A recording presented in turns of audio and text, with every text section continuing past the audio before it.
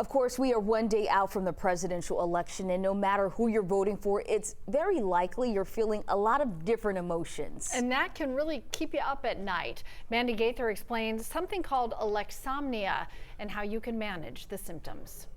If this election is causing you to lose sleep, you're not alone.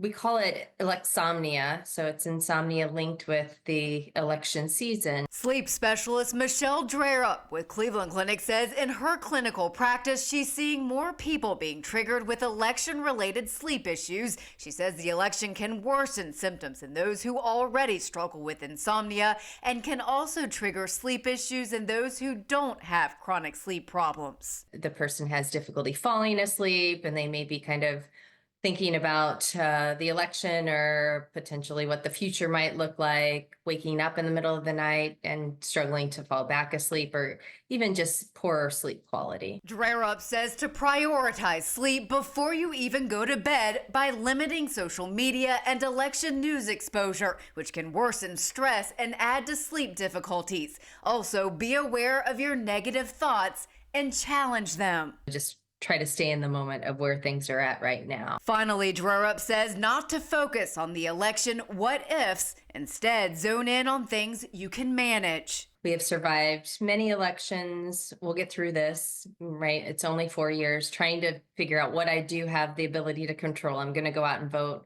I'm trying to, do things to support others to vote.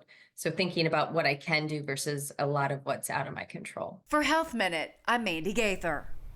The sleep specialist says to also remember to practice healthy sleep habits, including getting exercise regularly, try to avoid taking naps late in the day, and limit the amount of alcohol and caffeine you have before